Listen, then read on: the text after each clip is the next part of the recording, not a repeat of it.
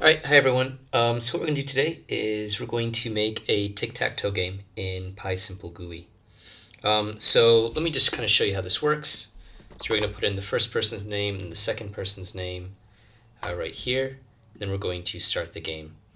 And we have a series of buttons. These are actually just buttons in PySimpleGUI. And we're going to start with a 0. And that's going to be the first player, and then second player, first player, second player, first player, second player. And those first and second players match up to the numbers we entered, or the names we entered in right here. So that's basically how it works. Let me just start another game right here just to kind of demonstrate. So we need to set up a bunch of different buttons right here in a grid. And we also need a window to start off the application and another window just to demonstrate the application. So let's go ahead and let's get started. So the first thing we're going to do is create a file called gamewindow.py, and we're going to have import PySimpleGUI as SG and then set a theme, and then we're going to start building a layout, and that layout is going to be for our game window, and that's what we're going to start with. So the first thing we're going to have is just some text that says get started. Right here we're showing the current turn. This is actually not really working that well in the demo, but we're not really going to worry about that at this point. What we're going to do is next we're going to create all of these buttons in a grid-like form. So basically what that means is that we're going to have one row in our layout. So remember, this layout is a 2D array, right? So we start out by just creating a 2D array with only the first row in the application, which is sg.text. So because of the way layouts work, so basically in the layout 2D array, each row represents a row in our PySimpleGUI application. So this is going to be a row of 3 buttons, this is going to be another row of 3 buttons, and this is going to be another row of 3 buttons. And sort of to create this, we're going to use a series of for loops. So what we're going to do is we're going to say for row in range 3. And for each row, we're going to create a new array. So we're going to basically, we're going to write new row equals an empty array. And then we're going to have for row in column, for column in range 3. Why are my typing skills terrible today? In range 3. And then what we're going to do is we're going to, for each column, we're going to create a new button. And that button is going to look like this, basically. So we're going to have sg.button, size equals 32.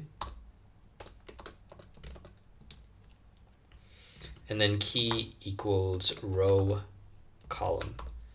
So basically, normally we have sort of keys in the format of a hyphen and then some sort of value. Right here, we're going to have something called a tuple to represent each and every button, so each one of these. And that's going to be the coordinate for each one of the buttons. So for example, this one, the key for this one would be a tuple that holds 0, 0. I'll kind of show you a bit more about how that works later on. But so basically, this is what we're going to do, and we're going to push each one of these, or basically append each one of these to this particular array right here. So we're going to say new row dot append, and that's how it's going to go. So we're just going to have 3 buttons right next to each other, and then this new row is going to be appended to this layout 2D array right here. So basically, for each row, for each one of these rows, we're going to have 3 buttons in a 1D array, and that 1D array is going to be appended into this 2D layout array. So let's go ahead and do that. So we're going to say layout dot append and new row. Okay, cool. So we basically done that, and now what we want to do is we want to create our last row in our application, which is going to be this reset button right here and cancel button. So let's go ahead and do that. So basically we're going to do that like so. We're going to have layout dot append, and we're going to create a 1D array for that last row. And it's going to have sg.button with the title, or with the, I guess we could say the title reset, and then sg.button cancel for the cancel button. Cool, okay. So now we've done that, we're going to add that to a window. We're going to say window equals sg.window,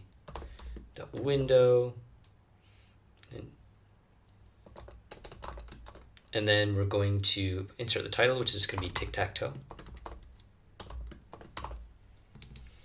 And I think that should be good for now. Well, actually, we also need to add the layout right there, and then use default focus equals false. Okay, cool. So we've got our window created. Now we want to create our event loop. So we're going to say, actually, before we create our event loop, what we want to do up here really is we want to create 2 empty values to keep track of our board and our players.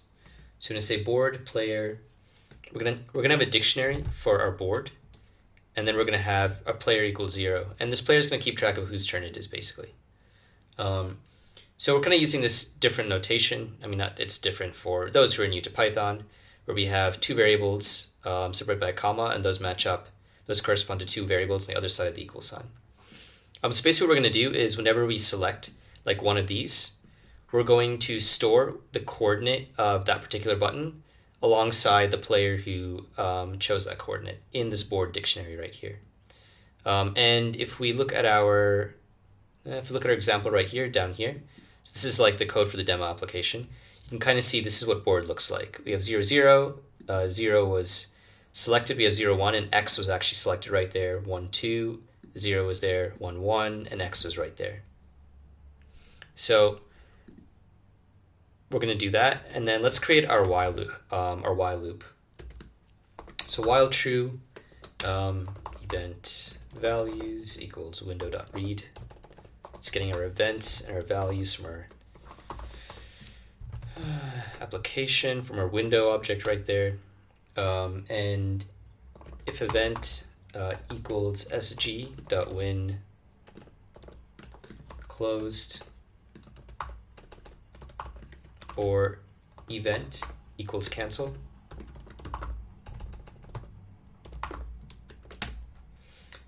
then just break out of the loop. And remember, at the end of this loop is just going to be window.close. Okay, I'm like terrible at typing today. Cool, okay. So this is where it gets interesting at this point. This should also be capitalized. Cool, okay. So if event equals reset, so that's this button. That's going to be this button right here. We're actually going to clear out this board dictionary. Because remember, that's where we store the selections that both players have made. So if we click reset, we're just going to clear all their selections and make it, and just basically start a new game. So we're going to say board equals, and also for row in, okay, again, terrible typing, in range 3, for call in range 3, window.update, okay,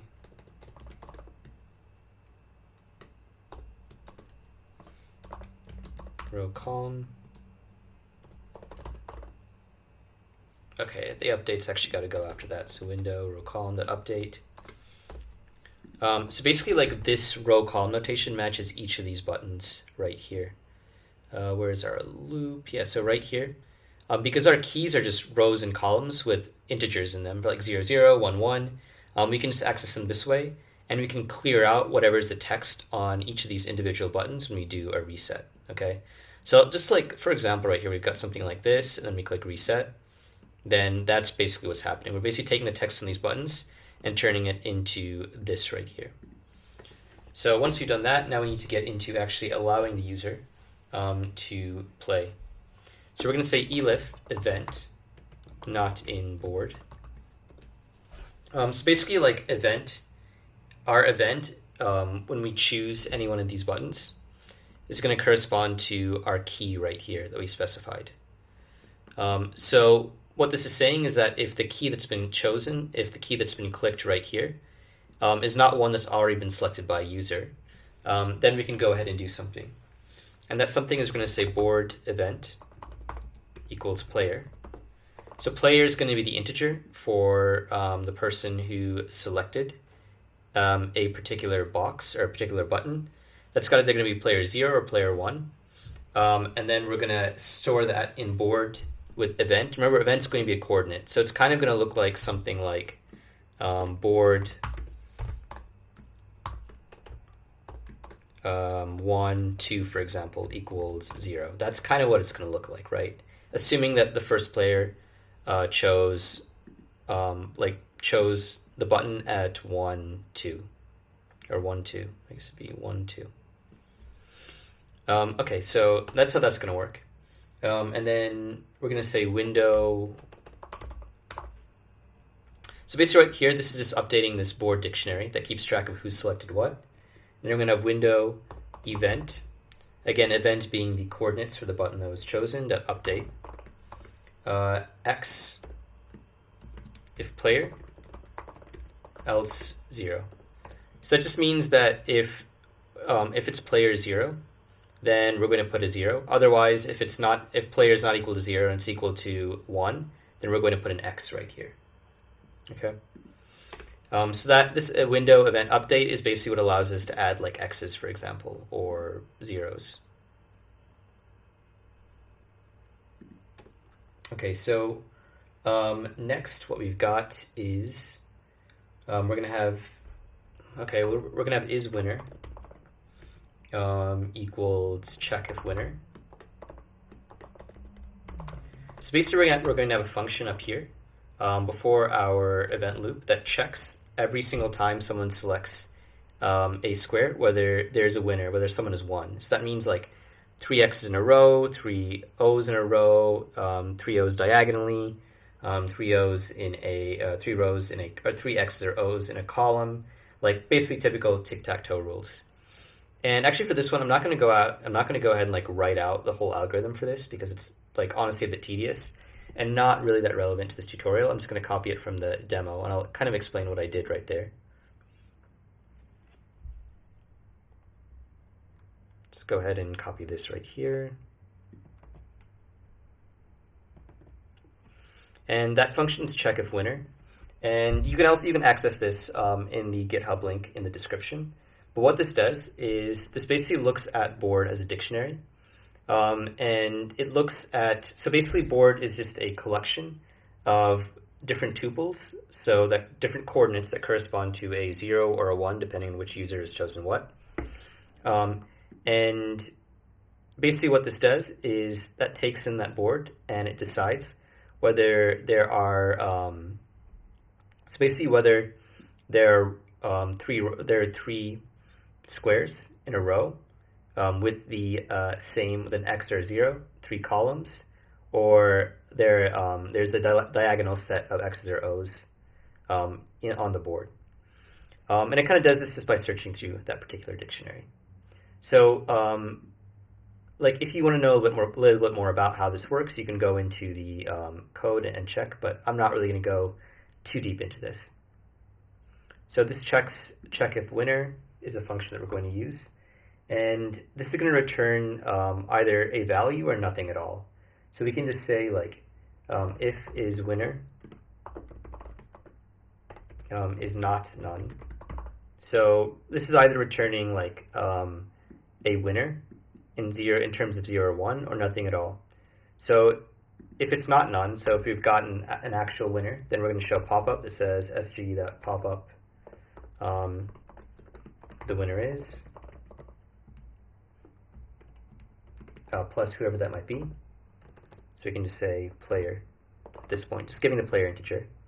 So it's just going to be a 0 or 1. And then break, just end the game right there. Because if they won, like why would we continue the game? And here's what we're going to do. So this is kind of neat. So actually, like, the inspiration for this came from a tutorial on Trinket. I'll put a link to it in the description. But so certain elements of this incorporate code from that tutorial. And this is one of them, which I don't really know that I would have thought of on my own. I probably would have done something different, but it's pretty cool. So right here, basically, like, if we select, so if the current player is 0, then we're going to add 1 and then do mod 2, which would give us 1. If it's 1, we're going to get 1 plus 1 equals 2, mod 2, which is going to give us 0. So this lets us kind of switch between 0 and 1 each iteration. And then we're just going to have window.close. Okay, so I think this should actually, like, kind of work at this point. Let's just go ahead and give this a try. And once we've done this, we're going to incorporate a window where we add in users and we allow them to sort of initiate the game. Let's go ahead and try and see if we can get this working. Okay, so this is actually, like, a bit confusing because I don't really know what's going on here. So let's go ahead to this demo and let's try this. Okay, so we've got this right here. We're going to select 0, x, 0, x, 0, and just exits out. It says, okay, so we have an issue with our string right here. Can only concatenate string, not int to string. So I guess we need to, this is like an integer and this is a string, so we need to, like, cast this to string to get this to work properly. So let's go ahead and try that again. I don't really get why this is an issue, actually, but whatever. Okay, so we've got x. Okay, the winner is 0. So that basically did what we wanted to do. What we want to do now is we want to create another window called main window in order to sort of initiate this game window and allow us to enter some users. And in order to, like, make this all, well, okay, let's just go ahead and let's just first work on this window. We're just going to do the classic, like, import PySimpleGUI as SG, set a theme, and what I also want to do is I want to import game window because we're going to kick off our game from this window, so we need to import that. And we're going to have a layout, and it's going to be, like, a pretty straightforward layout. So we're just basically going to have, okay, we need to have a 2D array, not a dictionary. So we're basically just going to have sg.text, enter your first name, just give the user some space to do that, sg.input. We're going to indicate that this is, like, the name for the first player using sg.input. So we're going to have a key equals first player, using, like, the usual syntax for keys, do not clear. Well, actually, we don't really need this, but I mean, I guess it'd be useful for multiple games. And then size, we'll just give a sufficient size for a fairly large name. And okay, you've probably got some issues right here with that. Okay, and that one right there should be all right.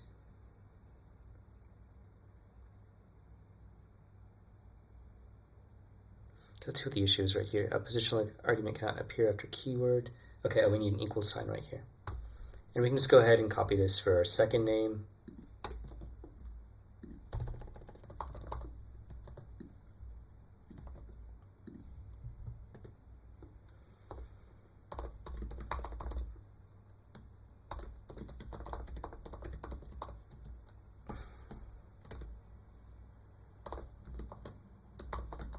Okay, cool. Alright, so that's going to be our, like, basic layout, nothing crazy. We're going to have window equals sg.window. We're going to call this one TicTacToe as well. And then we're going to have layout. And a typical sort of, well, we can kind of just copy the top part of this from our code right here. Just give the user the option to cancel. And then basically if the user clicks on start the game, So elif event start the game. Then we need to have a double equal sign right there, Boolean operator. Then what we're going to do is we're going to say, so we're going to create sort of an array of both the players taken from these inputs right here. So actually I need to change that to second player. So of players, values, first player. We can just go ahead and copy this right here just so we don't mess anything up. And then we're going to have same thing but with second player.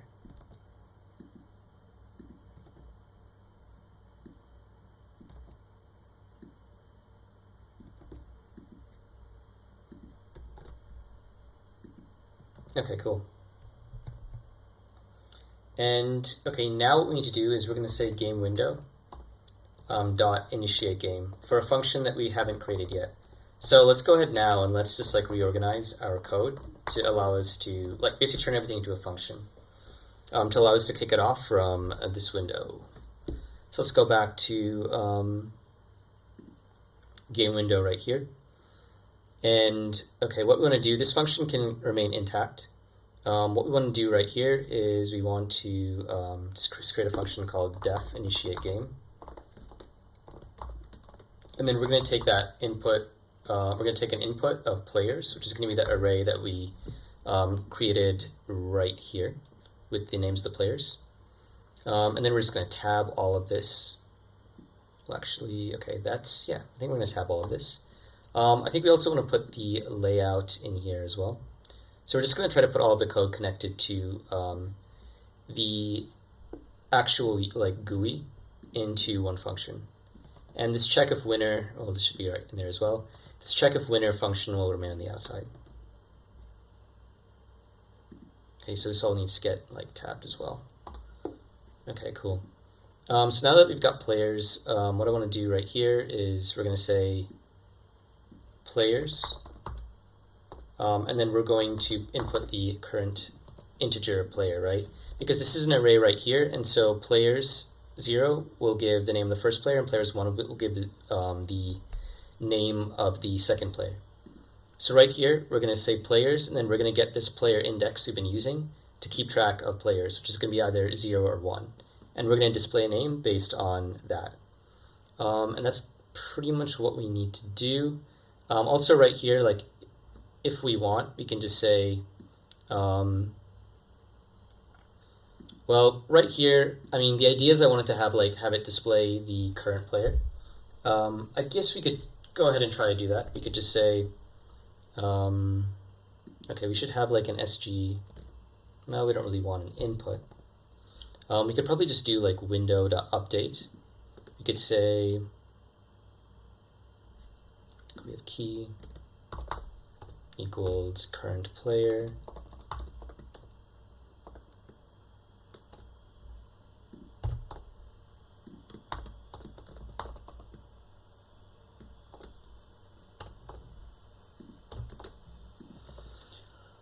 Okay, and we can just say like whenever this changes,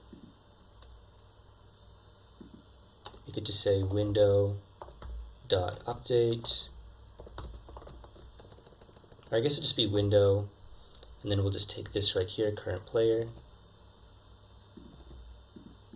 dot update with current player players player. So that should just show us who the current player is. So we're using the key right here to update this text right here at the top.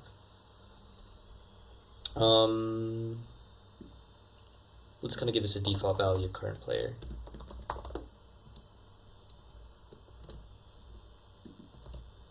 So, okay, cool. I don't think there's anything else we really need to do. We just want to get rid of this, like clean all of this up.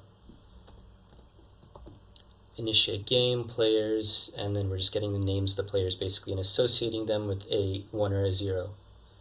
And okay, we've got initiate game. All right, let's go ahead and give this a try. Okay, we've got a problem right here. List indices must be integers or slices, not tuple. Okay, enter your first name. I'm sure there's an issue right here. This is on, okay, this is the first one. Okay, so we need to have a comma right there and then a comma right there. I always forget about this one. Okay, let's go ahead and give this a try again. Okay, cool. So we've got, let's say, a myth and Olia. And we've already got an error. And the game window has, oh, initiate game, not initiate gate. Okay, cool. Start that again. We're going to input our users. Okay, start the game. So current player. Okay, interesting. That shows the first player. And then, okay, select X, a myth. Okay, X. Okay, cool. All right, let's just start that again and see what happens. So we have correct current player is nothing. And then so we select this one. And now the current player is Olia, so the second player being an X. And now it's my turn again. And now it's her turn. And now it's my turn. And so, yep, I'm the winner. Okay, so probably if we want to go back and modify this, we could just say like, probably we could start out by saying current player plus players player. Let's go ahead and do that. It's just like a minor cosmetic addition. Okay, so let's go ahead and exit out of this.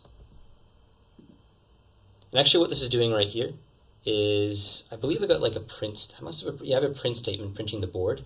So like basically right here I'm just printing out the state of the board each time. So which ones are basically which coordinates are what. But let's go ahead and let's just do a Control-C right here, and let's just end this. Or I guess I could just exit out of it. Okay, I guess it did the job right there. Let's run it again, and okay. Okay, current player is a myth. Cool. Then Olia, a myth. Olia, a myth. Okay, good. All right, cool. So that is how to make a tic-tac-toe game in PySimpleGUI.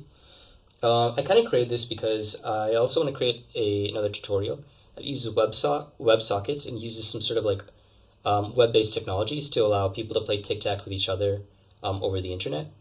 And that's probably going to be like either the next tutorial or a future tutorial. Anyways, I hope this is fun and useful to you. If you want to see more of these types of tutorials, please like and subscribe. Have a nice night.